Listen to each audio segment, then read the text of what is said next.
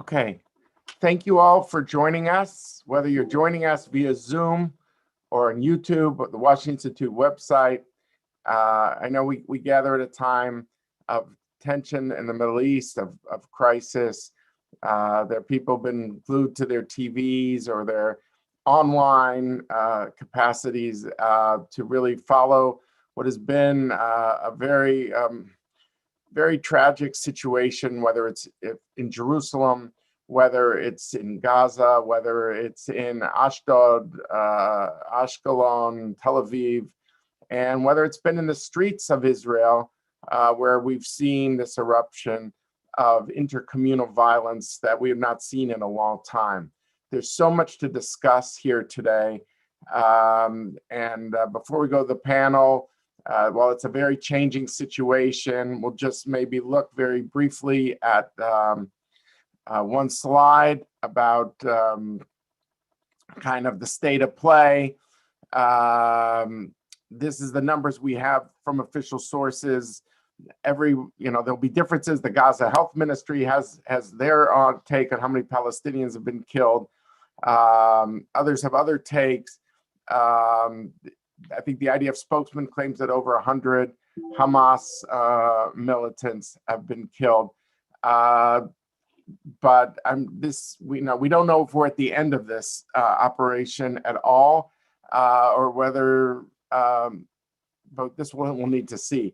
But I do know one thing: we have three excellent panelists to discuss it, to interpret what we're seeing, and to suggest possible trajectories. So it's really a delight for me to moderate this session.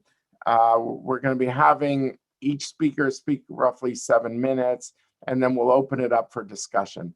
So I'll just introduce all three right now. Our first speaker is going to be Lucy Kurtzer-Ellenbogen, who directs the Israel-Palestinian Conflict Program at the U.S. Institute of Peace, where she focuses on the interplay of each side's civil society, peace-building efforts, and official diplomacy. Our second speaker is Ehud Yaari, who's the Israel-based Lafer International Fellow with the Washington Institute, a former associate editor of the Jerusalem Report. He's worked as a Middle East commentator for Israel television since 1975. He's probably Israel's leading analyst on the Middle East and Palestinian affairs for decades, and is no stranger to the Washington Institute. Ghaith al-Omari is someone also known to us. He's senior fellow at the Washington Institute. He's a former executive director of the American Task Force for Palestine, served as an advisor of the Palestinian negotiating team. He was at Camp David. He was on the Palestinian Authority's advisory role for many years before Camp David and the years after that. And we're delighted really to have three great experts. So Lucy, why don't I turn it over to you to start things off? Thank you, David. As you alluded to, it's indeed just a heart and gut-wrenching week. And I think undergirding any of the clinical analysis we give needs to be an acknowledgement of the suffering and fear of Israelis and Palestinians alike and what they're experiencing right now. I'm certainly not the first analyst this week to comment on the tragic deja vu of this current moment. And I think precisely because it is a repeat performance, it's what makes it so frustrating from a policy analysis, conflict analysis, and humanitarian analysis perspective. And so therefore so urgent to dissect and prescribe a way forward. So I'm going to focus on three things. First, what's different about this sequel? Second, what strikes at least this US analyst's eye about the implications and indications for dynamics in Israeli and Palestinian society, and I know that Ghaith and Ehud will have more to add on that. And what are the specific decision points and conundrums it poses for the US administration? So what's different? I think for one, the marked sense of political vacuum that this violence and cynical opportunism is filling. You have a weakened Abbas putting Hamas in point-scoring mode. We've learned many times in the past that what happens in Jerusalem never stays in Jerusalem, and bad faith actors like Hamas won't miss an opportunity like this to seize it as a rallying cry. But it's interesting to note that in trying to seize this defender of Jerusalem mantle that we've seen Hamas do in recent days, it didn't limit its demands to Israel or its articulation of demands to Israeli activity in relation just to Al-Aqsa, but also to the activity in Sheikh Jarrah, which we'd seen building in the weeks prior. And so at this point, it seems clear that unlike what we've seen in the past, Hamas's rockets are not merely tools to try to extract economic and humanitarian concessions at this point, but more a tool to fully appropriate the leadership of the Palestinian cause, and particularly its struggle as it manifests itself in Jerusalem. And of course, it's not just Palestinian politics that are in disarray this time and have provided the pressure, the atmospheric pressure for this perfect storm. You have a weakened Netanyahu, who after 4 elections was still not able to form a coalition, although if we are following what began to happen yesterday, this might be another of those characteristic Netanyahu and maybe Monty Python, I'm not dead yet moments. I think we're seeing that there might be some tide turning there. But you have had that context behind this, and not to mention the unprecedented emboldenment and influence of the ultranationalists and, frankly, beyond the pale of reason and decency, extreme right entering into the folds of Israeli politics. Hamas also, in terms of what's different, again, Ehud can probably talk more about this, but has shown further progression in its hardware capability and technological capability, its reach of its weaponry since the last round of fighting. And of course, now what David referred to in the opening, you have Israel devolving into what some Israeli politicians have been warning could become a civil war. And whether or not Hamas had the foresight, this was intentional or not, this is perhaps its greatest victory from its perspective. It was interesting to note that Ismail Haniyeh, the political leader of Hamas, spoke with great triumph at getting Israel to be at war on what it called 3 fronts, with one of those fronts referring to being what's happening inside Israel. So it strikes me when you combine the set of ingredients, Al-Aqsa, Sheikh Jarrah, the fighting in the streets of the mixed cities, that Gaza itself, and most sadly for Gazans, is becoming almost a sideshow. Certainly from the Oslo period onward, the diplomatic and political discourse and trajectory centered around resolving the problem of 1967 and the occupation of Palestinians that had been in effect since then. And I think what we're seeing today in these dynamics, and certainly in the discourse around it, that things are looking far more akin to relitigating 1948 and some of the dynamics we saw around there. I will add just 2 more notes here on things that are in the category of what's different. One would want to point in this context, when you think about what's different, to a key difference being in the new regional context. The Abraham Accords. This is certainly a different feature, a new dynamic in the Middle East since this last round of Israel-Hamas fighting. I think Ghaith is going to be focusing perhaps more on that. But, when these accords were signed, there were many questions raised. I'm going to coin a phrase used by our moderator, David Makovsky, at the time. Could these be a bridge to, or will they be a bypass road around Israeli-Palestinian peace or a resolution to the conflict? And I think that what you're seeing, if you were to wake up, if you'd been in a coma and missed the signing of the Abraham Accords and were to wake up plunged into the headlines of today's fighting, there's not really any indication, to me at least to date, that anything like the Abraham Accords had happened. The actors are taking their usual postures at this point. So what we've wanted is groundbreaking agreements in this regard. It's not clear yet what difference those are going to make. And again, I think Ghaith might be getting more to this in his remarks. I'll move on now to the Israeli and Palestinian societal dynamics. I've noted the violence between Jewish and Arab citizens in Israel. This is currently impressionistic, and there is some anecdotal suggestion of this, but there does seem to be a stark generational divide in the attitudes driving this type of violence, which, if this is right, it's not at all surprising. We have seen over trends in Palestinian and Israeli polling that in recent years, harder line attitudes are most held and growing among youth in both cases. We see this within Israel, and we see this in the West Bank, in Gaza. And most disturbingly, we see it manifest at the earliest stages of youth. We actually at USAP, my institute, we've been partnering with the Alliance for Middle East Peace, taking a look at youth attitudes at the younger end of the spectrum, starting at 15 to 21. And what we're seeing so far is that these trends are definitely disturbingly continuing. we also know the ongoing despair, the despair on both sides that there is no solution possible. And I mentioned this because it's salient context for what just happened when Abbas canceled elections. By the registration deadline, 93%, I think, of eligible Palestinian voters had registered to vote. There was great enthusiasm among Palestinians for these elections. And so when Abbas pulled the rug as he did, even when he gave the reason being that Israel did not allow voting in East Jerusalem, this was another blow to his sparse legitimacy that he had left and gave Hamas the perfect opening we've already discussed. I think Hamas can't help but be pleased with seeing its flags being flown at Al-Aqsa at this point. I think this has given a boost to Hamas, and this also probably no doubt got Netanyahu's attention too. The concern would be that Hamas doesn't just have a foothold in Gaza, but might it be able to get a foothold in the West Bank? So what are the specific conundrums and decision points all these dynamics pose for the current administration? Once again, this conflict has shown up unwanted on the administration's doorstep.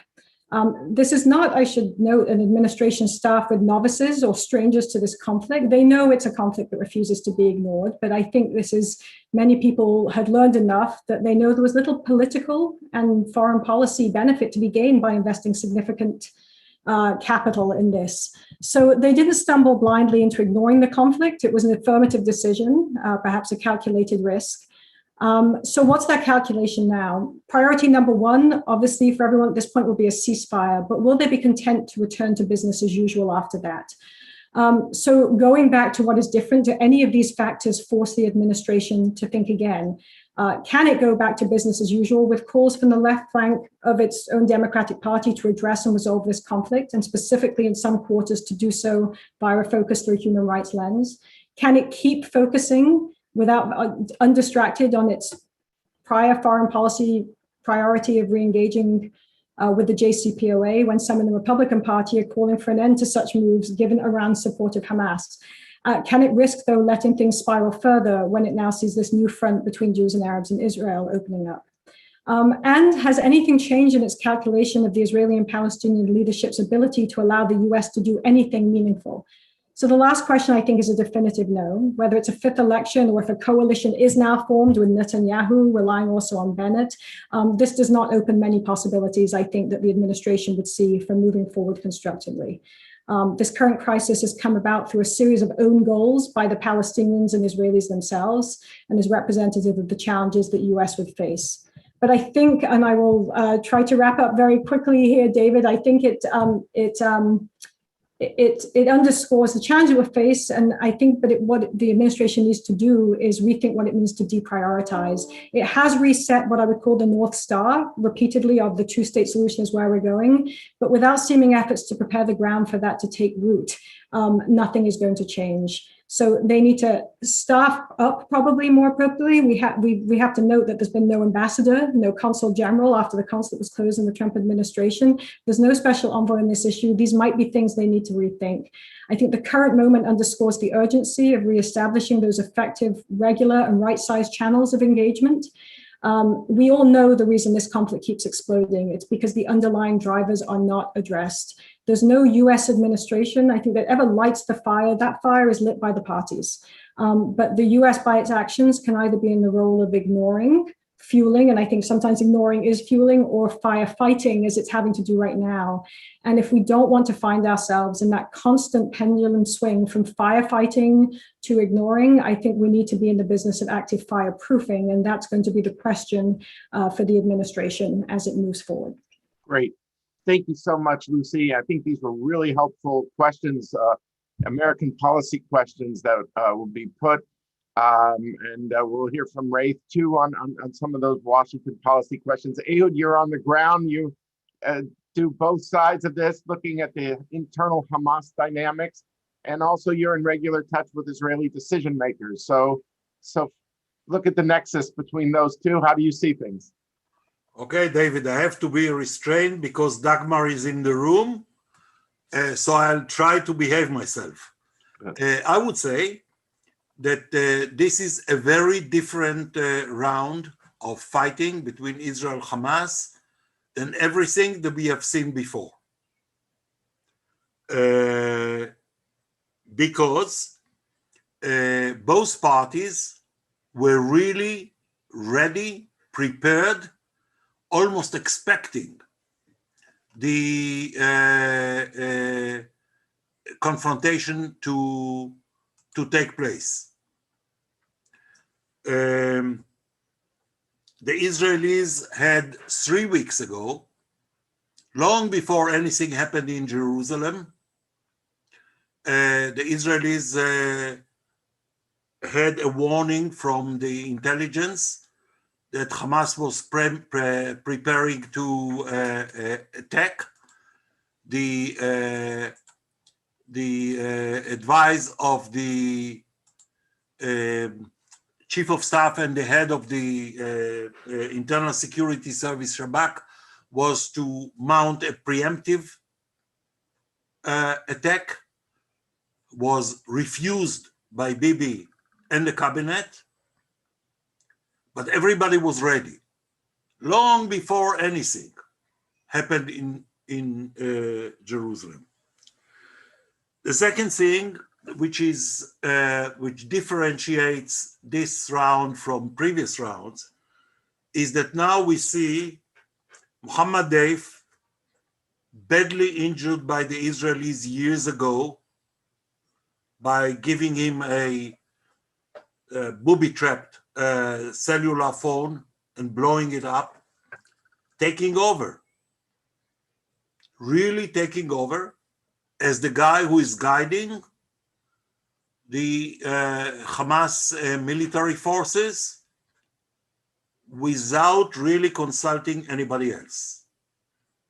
It's no longer Yahya Sinwar calling the shots, certainly not Ismail Haniyeh or people like this.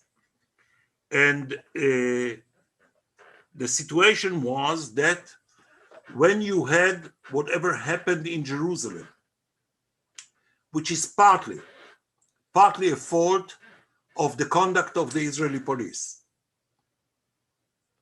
early on, because they have prevented Palestinian youth from gathering at Nablus Gate in this mini amphitheater in which for years they used to gather after the iftar of Ramadan. That was a mistake of an inexperienced new police commissioner, and things followed. Having Palestinian youth throwing stones and Molotov cocktails from the Al-Aqsa court into the Kotel, where you had thousands of Jews praying, is not something new. Having the police going in to stop it is not something new. It's almost routine. What was not routine was the fact that both sides were ready and geared for a confrontation, which nobody needed, of course. Now, the situation, as I see it now, there are two major different changes from the routine clashes that we had with Hamas. One is that it has spelled to the Israeli Arabs. Israeli Arab population, 20% of the population, most of them urging their leadership to get more integrated into Jewish society, into government, etc. They were almost tempted, attracted into this cycle of violence by a combination of criminal gangs, Arab criminal gangs, in the big cities of Lod, Ramle, Haifa, Jaffa, because the police never had the time to mount the effort to take the weapons out, joined by activists of the Islamic movement, northern branch, which is outlawed. And you always have hundreds of young people in this sector who are unemployed, not really integrated into society, without proper employment, who are happy to have to have whatever faza is possible. Reis can explain. Let's burn something. In Acre, they burned in the old city all the Jewish restaurants, all the Jewish hotels. Do they expect that Arab businesses thriving in the old city of Acre will get Jewish visitors for a year or two? The same is Lod, the same is Jaffa, etc. I'm not going into it. But from Hamas' point of view, they have managed to do something that we didn't see before. I don't know, in my long years covering this field, and I'm half Palestinian, to tell you the truth, that Israeli Arabs have joined in, participated in any clash between Israel and Hamas. This is the first. The second thing is that by instigating this confrontation, Hamas has toppled an Israeli government that had yet to be formed. That's major. We were about to have a government of the, let's call it, anti-Bibi, change camp, whatever you want to call it, supported by one Arab list. That's over. So Hamas, in a way, if I put it very bluntly, Hamas handed Bibi another term, whether as in rotation with somebody, whether on his own, but there will not be an alternative government that I can see now. Let me go, David, with your permission, to the situation, because I don't think, and I apologize for what I'm going to say, but I read the New York Times, Washington Post, preferably, I must admit, the Wall Street Journal, and I don't think that the picture is that is being given there is accurate. The situation is like this. Hamas has suffered huge spanking, big time. I don't know at this moment that I'm talking to you how many Hamas armed personnel are buried, struggling to come out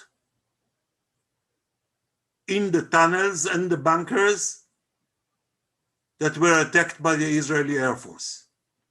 They don't know. They don't publish. We don't know. We don't publish.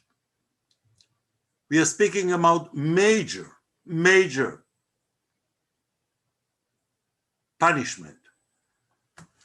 At night, the Israeli army, the Bible says, I'll say it in Hebrew, "B'tachbulot ta'aseh lecha milchama." You make war with tricks. They had a trick. And they announced that they were going to have a ground operation in Gaza.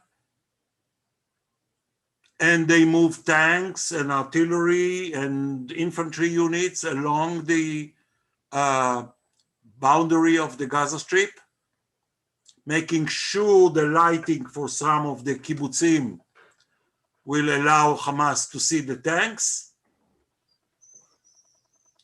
And then many hundreds of Hamas operatives came out of the tunnels, of the bunkers, to take their defensive positions and were hit by 150 Israeli planes. I don't know to tell you, nobody can, not even the chief of staff, whether we are talking dozens or hundreds.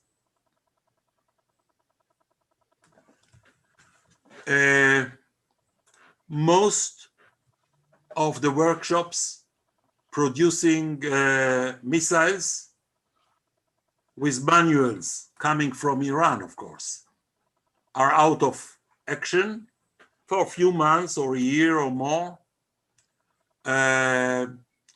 Most of the underground bunker headquarters of Hamas military operations are done with. Their naval commando done with. And I can go on and on. I'm not sure everybody is interested in the details, but I can provide it during the Q&A. I'll go to where we are at the moment as I see it. Hamas is pleading for a 12 hours pause. They want a ceasefire. From their point of view, they have made their point. They dominate the Palestinian scene. Mr. Abbas and the Palestinian Authority are not really there anymore.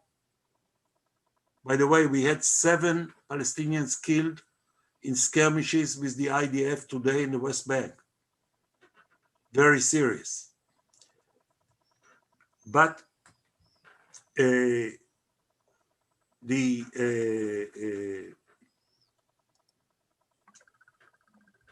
point now is that we need to get to a sort of a de-escalation,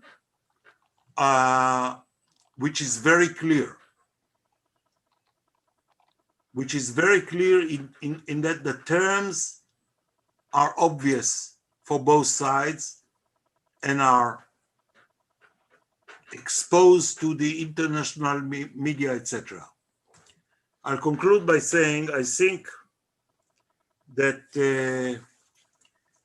this confrontation is going to go on for a few more days until maybe Monday or Tuesday. I think many of us who follow this appreciate the Biden administration's attitude. Basically, they are giving us time. Basically, they understand what we understand, that if you punish Hamas, you help the alternative. And let's hope that between now and Monday, Tuesday, Hamas doesn't manage to get what they are trying to do. And what they are trying to do, and I'm finishing with this, David, what they are trying to do is to score some spectacular hit. Stop the flights, not just for 20, 40 minutes to Ben Gurion Airport, stop the flights for the alternative airport, Ramon Airport near Eilat, hit the gas platform of Tamar, which they are trying, but they don't have the precision to do it, hit the port of Ashdod, hit the tankers at the Eilat Ashkelon oil pipeline, etc. They are trying badly to do this. So far, they did manage. Their explosive, let's say, suicide quadcopters don't work. And you know, if I put myself in the shoes of Mohammed Deif, I wouldn't want to do it. Then what he's seeing is something very simple. They have built an arsenal of 14,000 rockets, and they are firing barrages, and we have 8 people killed. But the Iron Dome is capable of intercepting most of it, almost all of it. And the second thing, Hamas spent millions, hundreds of millions, on attack tunnels leading into Israel. The attack tunnels were neutralized by the Israeli obstacle built there. So their options now are extremely limited. I'll stop here. Okay, good. Thank you, Ehud. I think that that last point is something that people lose sight of, that when, and Lucy was very helpful in setting things up of how this is different than 2014. And one of the ways is that the tunnel smuggling is not what was, which was a big deal then. I was in the US government. We were very focused on that issue. That was actually one of the reasons why Israel did ground operations too, because they had tunnels that could go into Israel. But now with the underground sensors, it's a different situation. The tunnels that the IDF hit last night, this 160, is about an internal kind of tunnel where commanders are able to go from place to place.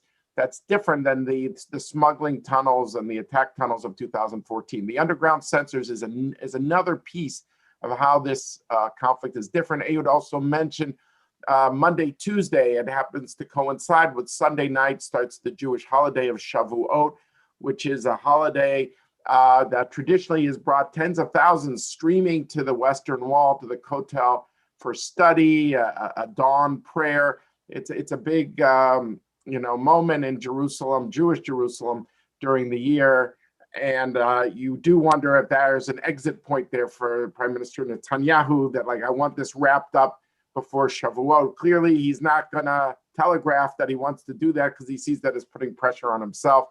We'll see if there is an exit point. Sometimes developments on the ground mean that, yeah, I wanted to end it then, but then they hit the ABC, or they could hit some of these infrastructure points that Ehud said, which they see as a spectacular crescendo. Will that prolong it too? We don't know. But anyway, I turn it over to my friend and colleague, Ghaith al-Omari. All right, thank you very much, David. And it's always a challenge to come after two such, top-notch colleagues and friends. So apologies in advance if I may repeat some of what they said. But before I start, I want to actually kind of echo a point that all of my colleagues pointed to. Look, I'm going to talk about policy issues, analytical issues. As Lucy described it, we're going to be clinical. It is core, it's essential, it's important to remember that, at the top of all of this, there is a human factor. And this is, by the way, an area where I very firmly believe that both sidism is appropriate. Palestinians in Gaza, and now we're seeing in the West Bank, are dying, are suffering, irrespective of who to blame. That's a fact.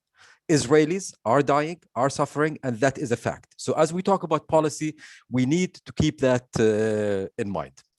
Now, I will focus on, try to paint the picture of the dynamics that I see happening on the ground, and then maybe widen the lens a bit and talk about diplomatic implications. And I will try to do this in 7 minutes, so apologies in advance for being very telegraphic. So as I see it, we really are talking about three distinctive, obviously interrelated, but distinctive sets of dynamics here. One, and at the core of it and the connective tissue of all of this is Jerusalem. And this is where it all started, whether it's the Sheikh Jarrah, which is the big context, whether it is the way that things developed, as Ehud mentioned, in the Old City, in Al-Aqsa, the Temple Mount, etc. Jerusalem continues to be the core mobilizing issue, and Hamas understood this, and they benefited, and they used this. The second arena, the most obvious one, the one that we're focusing on right now, is the Gaza arena. And in this one, to my mind, it's very, very clear. Hamas initiated this fighting. It did so for a very obvious reason as well. I think my colleagues mentioned it. It's part of their domestic power game vis-a-vis the PA and Abbas. The PA and Abbas were at their weakest moment. Hamas wanted to build on that momentum. Hamas already emerged after the, cancellation of that ill-fated, ill-conceived election gambit. Hamas presented itself as defender of democracy, and now Hamas wants to present itself as a defender of Jerusalem. And by and large, by the way, they're succeeding so far. The third dynamic, the one that we have really not talked about, though Ehud referenced it briefly, is the dynamic that's, until today, the dynamic that has not happened, which is the West Bank. It's been quiet, and a lot of the, it's been quiet, it had been quiet until today for a number of reasons, number of factors, not least of which is the Palestinian-Israeli security coordination and the work that the Palestinian Authority and the Palestinian security forces is doing. We can be critical of Abbas, and I'm critical of Abbas, and I do believe that his mistakes have, in canceling the elections and beyond, have set the stage for this. Remember that Palestinians, in many ways, all Palestinians, West Bank, Gaza, East Jerusalem, frustrated with their leaderships in terms of their inability to govern internally, and their leaderships in their inability to provide the liberation, quote unquote, agenda, and to engage in a positive way with the Israelis. So this is kind of the background, the scene that we are working within. So what does that mean in terms of diplomatic, political next steps? When it comes to Gaza, and let's start with that, that's the most pressing, that's the most immediate issue. But as David just mentioned, ultimately it will end in a ceasefire. The timing of the ceasefire will be dependent on both the tempo of things on the ground, but also in political and diplomatic objectives, specifically the need to ensure that Hamas doesn't come out of this declaring victory. When it comes to how to, a ceasefire in Gaza, both the substance and the process matter. The substance, again, in ensuring that Hamas does not exit this, being able to claim a political victory beyond what it had already been able to claim, but also the process matters. And by this, I mean who gets to deliver the ceasefire.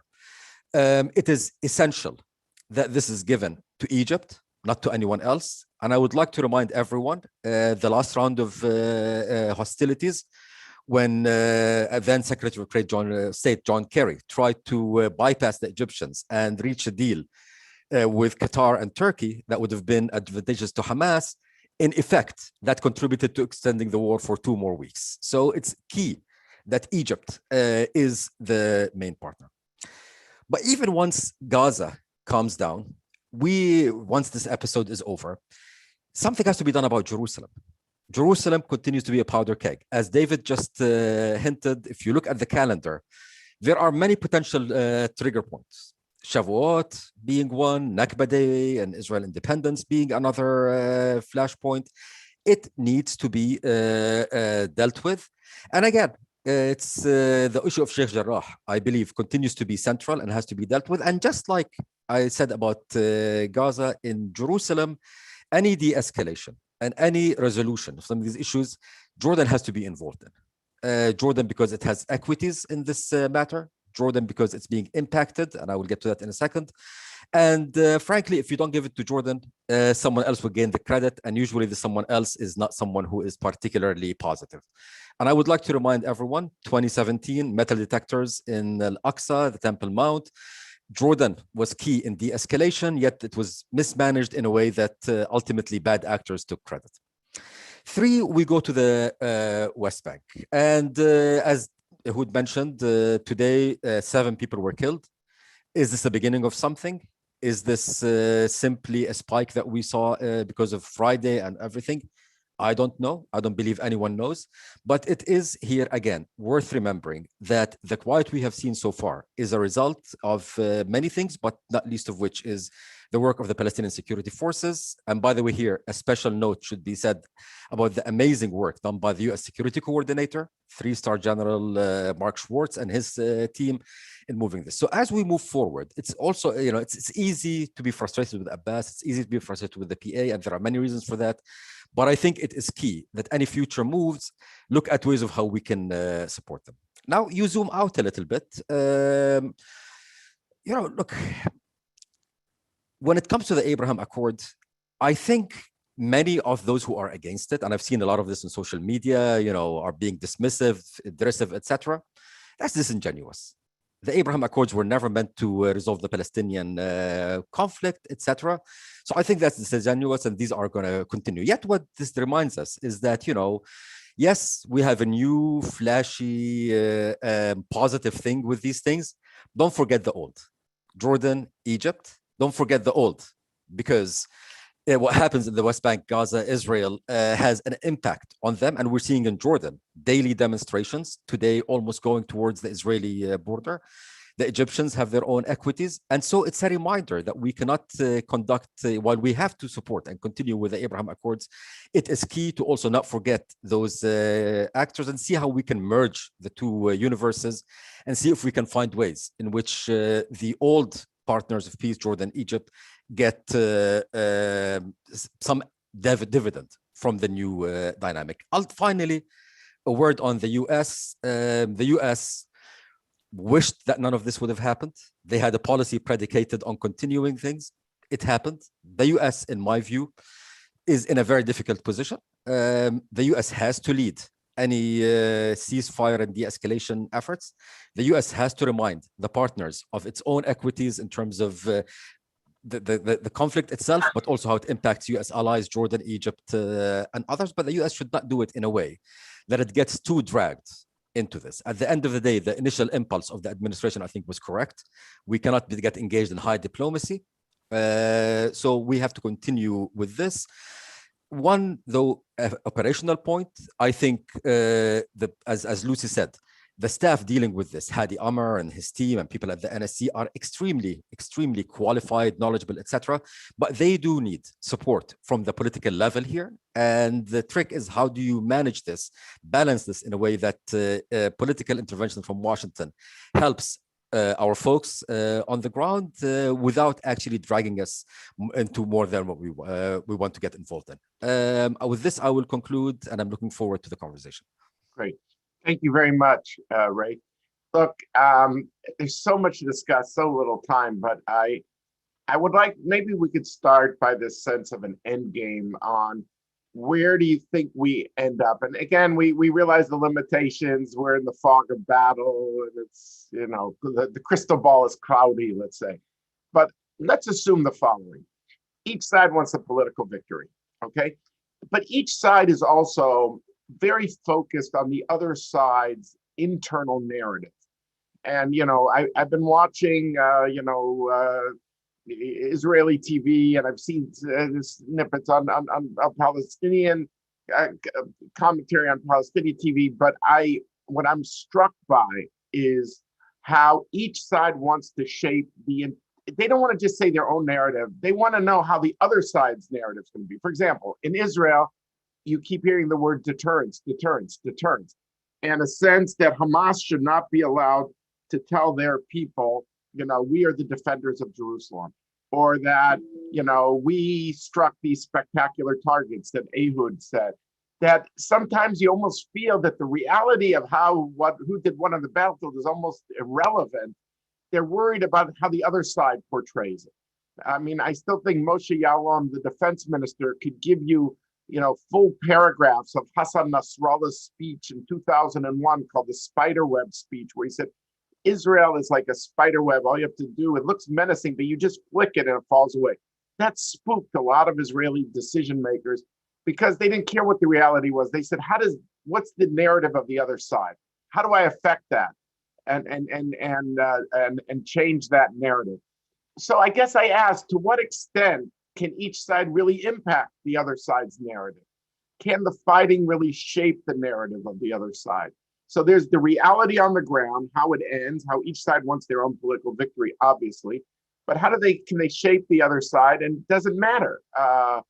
Or is it irrelevant? And then I'm gonna ask you, I'll tack onto this too because of our time. If you could say something about, is the old paradigm dead? Where, Qatar gave $30 million, Abbas gave $90 million a month, so it's $120 million. And basically you bought quiet with money in a certain way. or is there going to be a big international investment? Can you have international investment? Who's going to invest if Hamas is still there? I mean, nobody has wanted to go in and disarm Hamas. That's the real story, is that Israel has not wanted to go in on the ground. Egypt's not wanted to go in on the ground. The Palestinian Authority has for sure not wanted to go in on the ground. Nobody's wanted to go in on the ground. And so the net effect is, are we doomed to these kind of Band-Aid solutions? Let's see who to start with on this one. Lucy, can I start with you? Sure. Thank you, David. I mean, there are a couple of questions there. I mean, I'll start with your first question. And I think it dovetails actually a bit with the question I saw in the chat from Lynn, who was asking about if there's anything Israel can do to counter the perception of Hamas about being the Hamas being the legitimate Palestinian defender of Jerusalem. And this gets the narrative. I don't think that forget Hamas and Israel's calculations here. What the people are seeing on the ground, as we've discussed in this, Hamas has in fact been emboldened, I think, and sort of has received some support by the action it is taking. I was struck by the fact that when Khalil Shakaki, who, as many of us know, has done regular polling for years of the Palestinians, I think his March poll, when elections were still thought to be happening, Hamas, in terms of this, Hamas was not getting majority support in those polls in terms of what Palestinians perceived would bring about the best outcome for what they were looking for: economic benefit, reunification, all of those things. And I think that Hamas has successfully here capitalized on the moment. So I'd actually like to pick up on something Ehud said, which I'm going to respectfully disagree. Ehud, you said if you punish Hamas, you help the alternative. Or at least I would say my prescription for helping the alternative to Hamas is the opposite of what we've seen in recent years in terms of sidelining Abbas. I think it may be too late to resuscitate Abbas, but whatever his faults and failings, and they are many, he was a moderate alternative. And Israel and the US, I think, missed multiple opportunities to empower him and embolden him. And so I think this is where we find ourselves. I think to counter this, that is going to have to be, after the dust clears, the shooting stops, dear God, please be it sooner rather than later, Israel is going to have to address the dynamics in Jerusalem. One of the things on Israel's part will be addressing the nationalist fervor and thuggery that we have seen taking place, the emboldenment of the extreme right wing that the government is going to have to address in one way, shape, or form. And so I think that to get to the question of what happens after there is a ceasefire achieved here, as I think I said in my remarks, there are underlying drivers of this conflict, particularly when we look at Jerusalem as a consistent flashpoint, which both sides are going to need to address. And that will be the way to change, I think, the narratives. Good, very good. Ehud, over to you. Yes, David, thank you. And I've heard you, Lucy. Dagmar has left the room, so I have more liberty now. And I will say, what we need to seek now is when we have a sort of a ceasefire, lull, whatever one may call it, and Egyptian intelligence generals will take credit for it. I don't think that the US should get involved with it. I don't think, humble opinion, that Hadi Amer is the guy to do that. We will have at a certain point a ceasefire, a lull. And then what happens is Israel has to tell whoever is mediating, like the UN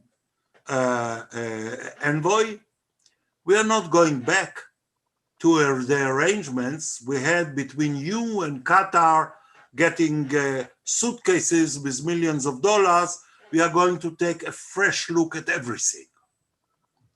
That's what Israel will do, I believe. Now, about what do we do with the PA? I disagree with you, Lucy. Mr. Abbas and the people around him and I've spent all my life on them. They are not interested in a deal. They are not. And whatever you offer them, the answer will no. Because they are not willing to make any compromise about the right of return, the history of the Jews in Zion and Jerusalem. It's not going to go anywhere if you try this way. Kerry did, our friend Martin Indyk did, many people before did. It's not going to work. The one thing that we should do is, while telling Hamas, we have seen your colors now again, and you have had your spanking. Yes, we absorbed maybe 1,500 missiles, but we did. And the other thing that we are going to do is to tell the US, for example, and the Europeans, if we can't get an arrangement with the Palestinian authorities, whatever remains of the remnants of the PLO, let's see how we can upgrade and better and improve the situation on the ground in any aspect possible. Because we all have to get ready for the day after Abbas. He's telling people, I've been telling it before, he's telling people that his father died at 103 or something, so he's only 55, he's mid-career politician. I hope he's correct in his diagnosis, but I'm not sure. We all have to get ready now to lay the groundwork for the morning after. Thank you. Okay. By the way, Sharon also used to cite his mother, I think it was 103, Ehud, as saying that he has very strong genes. And tragically, he did not live as long as his mother. So, you know, genes are never a foolproof reason. But my mother is 101. I wish you to 120. I wish you 120. Good. So good. But over to you, Rafe, and that is also to discuss this issues of endpoint narrative. You know, to what extent is, you know, apart from wanting to be the defender of Jerusalem, apart from seeing itself as a status quo power in Gaza and under attack, that they had basically a ceasefire with Israel for 3 years. But to what extent is Palestinian succession rate also a factor driving Hamas? But I really want to get that, but really a sense of what end game, and unless there's something radically different than what we know now, do you think is most reasonable? Look, I mean, likely right. is the better word, not reasonable. You might think. I say likely. Honestly, I don't know. I mean, we're in the middle of a dynamic that could take so many different directions. It's very hard to predict. As I mentioned before, especially when it comes to the West Bank, I don't know. And it's impossible to tell whether today's development is the beginning of something or the end of something. It's very hard to tell. I can tell you, like, just conceptually, that there's only so much you can do to change the narrative. Violence, conflict, etc., creates its own narrative. Ultimately, it's very hard in the short term to counter what Hamas is being seen right now among many Palestinians as a defender of Jerusalem. I mean, you know, no matter what what many Palestinians think of violence, when you compare Hamas's proactive stance versus Abbas's almost non-existent stance, it's very hard for them not to reap any political dividend. That said, that's one of the reasons why I mentioned at least give them an unalloyed or some sort of, like, you know, don't give them an unalloyed victory. Give them, at least give some credit to the Egyptians, Jordanians, etc. when it comes to Egypt and Jerusalem, simply because I don't think the PA is relevant in any of these conversations. But I want to go to the point of the West Bank and the PA that Lucy and Ehud mentioned. First of all, you know, I fully agree with Ehud. There is no chance of any peace deal. But it's not only because of the Palestinians. I mean, look at the Israeli political system. Can we see Bibi or any of his potential coalitions being able to get to that point? Do we see an Israeli political system that's stable enough to get to a point where we can have a real deal? So in that sense, I just don't see this as even a topic for conversation. But here I fully agree with Lucy in that we need to get the PA some even partial political, a narrative to allow the PA to give, towards public and say, look, my cooperation with the Israelis is giving me something. My security cooperation, which most of the public is saying this is collaboration, not cooperation. You need to give it some, an ability to construct a narrative that says to the Palestinians, there's a reason why we are doing this. And that's why, by the way, I said earlier that I am a supporter of the approach of the United States, because this is what the Biden administration is focusing on right now. Deliverables that will show that, maybe we're not getting independence, but we are getting at least some progress because of diplomatic engagement. When it comes to succession, I do not believe that Hamas did this as part of, the mechanical idea of succession. When Abbas comes, who's going to be the next PA president? I think this is part of a larger Hamas strategy, not necessarily, motivating in a causal way this escalation, but this has been the Hamas strategy for a while, which is to basically take over the Palestinian national movement, whether through the PLO, whether through an alternative to the PLO. But in effect, what they're trying to do de facto is to become the address for the Palestinians. And frankly, we see some regional actors playing into this. I saw that, of course, that Turkey and Qatar will push this. I saw there was a conversation between Haniya and the Moroccan prime minister. Hamas wants to present itself as the address. So it's not really about succession per se. I mean, in some ways, you could have said that the elections were about succession. This is about dominance of the Palestinian national movement. Part of it is narrative, part of it is political. But what I would want to see from the international community is reaffirmation that Hamas is not the address. We as outsiders cannot impact the internal dynamic, but we can impact how we react to the internal dynamic. Right, and that last point was really interesting on, in terms of the Arab governments. What it seems to me is whenever the issue is Jerusalem, you're able to galvanize not only Arab publics, but Arab governments too. Even the Abraham Accords, we know the deep enmity between the Emiratis and the Palestinians. And yet once the issue becomes Jerusalem, that reframing enables, it forces people to choose that side. And so I find it interesting, and who knows, maybe we're still in the middle of this. I keep caveating, maybe it'll return to Jerusalem, but really the story has not been Jerusalem for 5 days now. It's been, rocket fire between Gaza and the coastal towns. It's been the intercommunal violence. So I wonder if there is some way, and we get this in the chat group from Lynn, is there a way for Israel to do something that would counter this perception of Hamas as the legitimate Palestinian defenders of Jerusalem? Lucy made an interesting point about the whole issue of these gangs that have suddenly emerged that we didn't see before. And I also wonder, though, if we could shift a little bit to the Israeli domestic context of Jerusalem and the elections and namely, to what extent, I don't know, was it Ehud mentioned, I think it was, and maybe I'll start with you on this one, Ehud, but you mentioned the inexperience of the police. You've got a new commander of the police who comes from the border police, who sometimes are viewed as, very tough, quick on the trigger.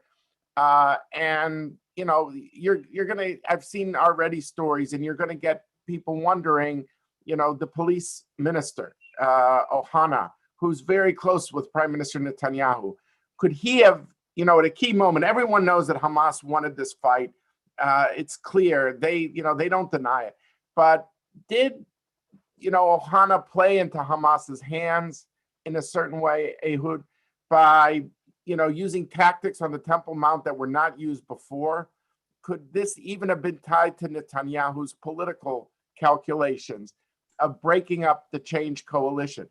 I don't want to sound like a Muammar guy, a conspiracy theorist, because I'm the furthest thing. I never liked the conspiracy theories. But usually between ineptitude and malice, it's usually ineptitude. But to what extent do you think, Ehud, that Israeli political calculations at a key moment, even if Hamas is the primary culprit of all of this, did that help light the fuse in a certain way? And also in so doing, destroy the chances of an alternative coalition to Prime Minister Netanyahu at this time, at least? David, we know each other many, many years, and you know that I didn't expect not to be asked something like this. And my answer is, I think throughout this crisis, Bibi personally was quite responsible. That is, moderating, taking responsible decisions, as I think he's doing now, running the confrontation in Gaza. But now I put a full stop, question mark, and I say, the conduct of the Minister of Interior Security is despicable, to say the least. I think they have nominated a Commissioner General for the police who may be, I don't know him personally, a very good man, but inexperienced in situations like this.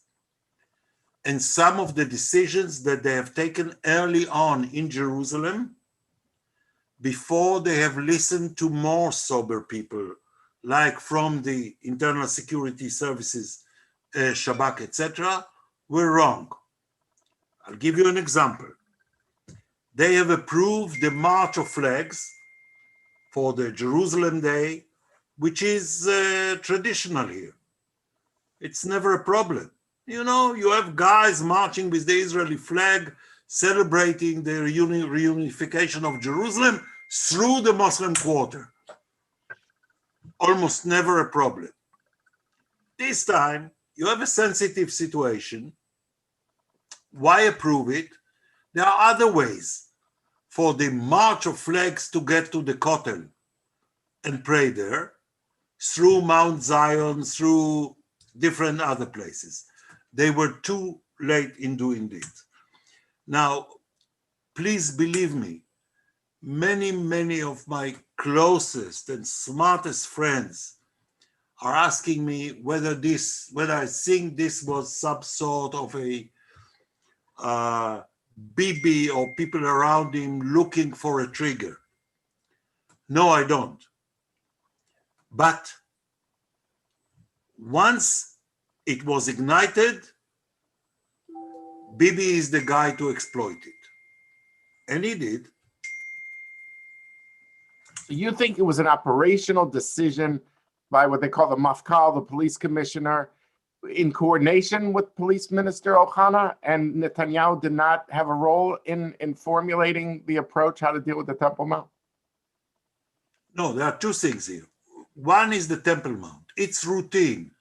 When they get all excited up, the young Muslim prayers on the Al-Aqsa court, it has happened many times before, and they start throwing Molotov cocktails and stones down onto the crowd of Jewish prayers at the Kotel, the police has to come in.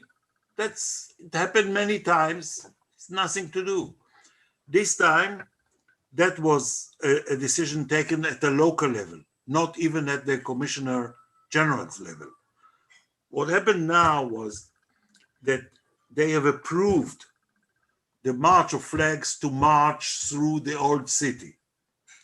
Personally, through Nablus Gate. Personally, I think nothing would have happened. But it was Bibi who said, no, let's change. And then you have all sorts of Jewish provocateurs, the Kahanists, Ben-Gvir, the right-wingers who are seeking just to lit fires, who are coming in. And they provoke the Palestinians, especially the youth, to react. and you have a chain reaction. I believe two things. I'm finishing with that. A, I know it's information. I'm not guessing now. 3 weeks ago, Hamas was getting ready to lob missiles. Number two is that had the police not committed the mistake of preventing them to gather at this mini amphitheater of Nablus Gate, things would have gone in different direction. It's too late now. Okay, my last question is really about the Biden administration, and Lucy and Ghaith, I'll ask you, and Ehud, if you want to add, fine. My understanding from the administration is that they have felt that they've had a very good communication with the Prime Minister's office during this crisis, that they are not pressing Israel, but they are trying to understand what are Israel's metrics for success. And they want updates on how they see all the time. Where are you at now? Where are you at now? You can say, well, that's a subtle form of pressure, but I think it's more that they just want to be in close contact. I think the idea that Ehud pointed out about the shape of the march, the direction of the march, and it's been reported that Jake Sullivan and his communication with the Prime Minister's office said, is that really the best idea now for this march? They're having the Supreme Court issues its ruling on Jerusalem Day, having people go up the Temple Mount, and on all points, Prime Minister Netanyahu agreed. And so when I pointed to this one thing of did they mishandle the Temple Mount? Of course, everyone agrees, like Ehud does, about no one wants any single rock thrown at the Kotel, at the Western Wall. But to what extent was there a heavy hand on the Temple Mount itself? Would that have made a difference? We'll have to see. But I see the U.S. and Israel working very closely. I see the president, withstanding 14 out of 15, meaning the 15th being the United States, countries at the UN Security Council, which we haven't discussed as much, wanting a statement. And he's saying, no, I don't want people to think that it was Hamas rockets that got a statement. We don't want to give a victory to Hamas. So, this is a case of the U.S. wanting to very closely coordinate. I would use the phrase, which has taken on different meanings in the Obama administration, of no daylight in a certain way with Israel. But we've also seen in these crises that there's a certain rhythm to the crisis where there's a unity in the beginning, and then tragically some civilians are killed, and that unity starts to fray between the U.S. and Israel. We've seen it with the Kana. It was an issue up north, twice, same village. We've seen it.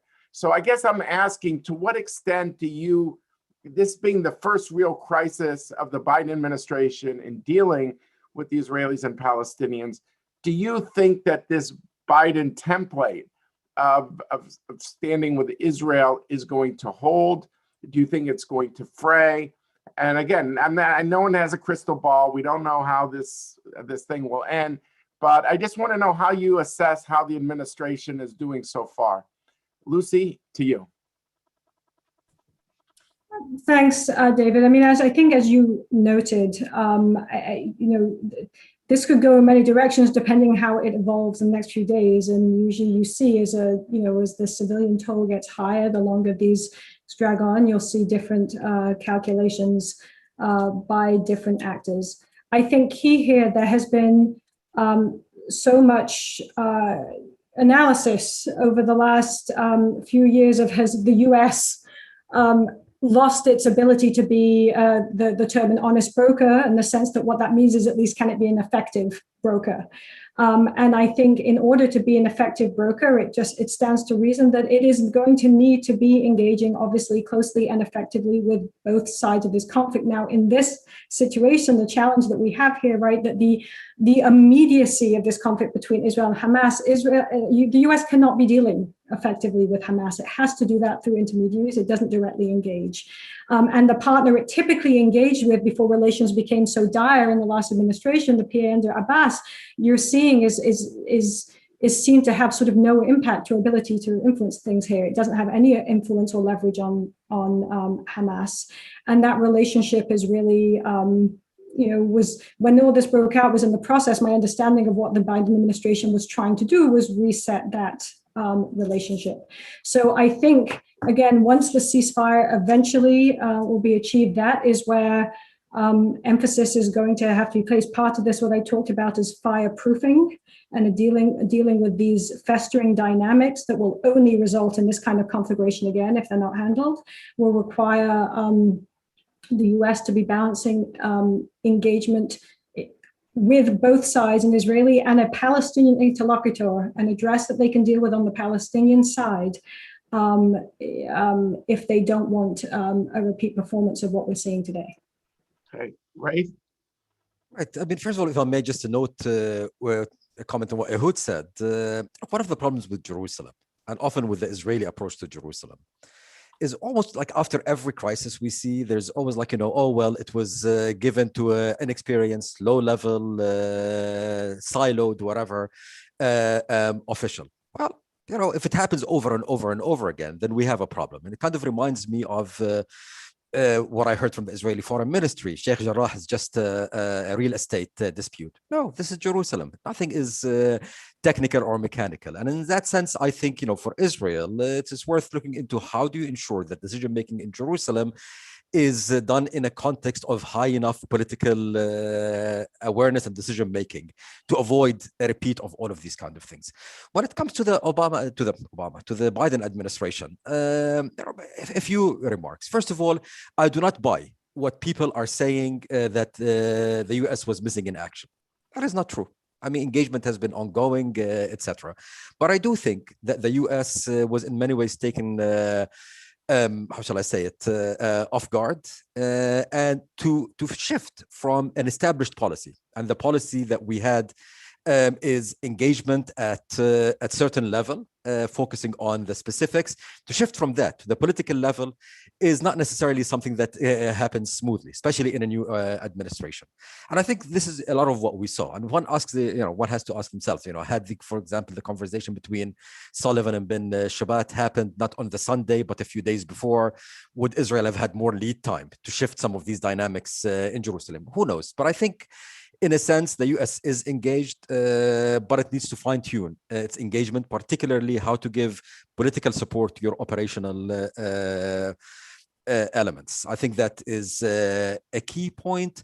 I would, though, say that irrespective, the US has been, this crisis is happening and the US has to do something. And I can tell you, and again, this is a fact, this is not analysis, that the Jordanians, the Egyptians, the Israelis, the Palestinians, and others are watching to see, is the US capable of managing this? How will the US managing this? Is the US capable of taking leadership? And leadership, by the way, doesn't necessarily mean monopoly.